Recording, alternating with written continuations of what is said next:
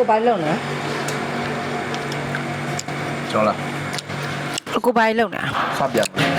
စားရမပြည့်စင်နေပေါ့ကိုဥတွေများလိုက်ကိုဥတွေများလိုက် ကျွန်တော်ဒီစပြတ်မယ့်စီစဉ်ကတော့ရှာပြဘောကတောက်တာတန်းလို့ပြရပါတယ် စားရဘောတက်ထုတ်ပါမယ်ကိုတက်ကင်ကလားလား စားကြပါအောင်ခင်ဗျာဒီနေ့ကတော့ကျွန်တော်ကြက်ဥလေးစားပြအောင်ဖြစ်ပါတယ်ခင်ဗျာအကိုတို့ကြက်ဥစားတယ်တော့ကျွန်တော်လည်းကြက်ဥစားပါတယ်ခင်ဗျာ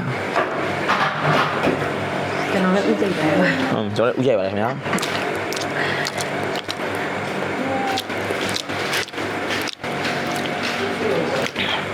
ပါရီဦးလီတော့ပြီးတော့ပေါ့ဦးလီရောပေါ့ရှင်းလားကြည့်လိုက်တော့ရှင်းလားကြိုက်ပြီဆိုပြောဒီကြက်ကင်ကိုဒီကထားရပါနော်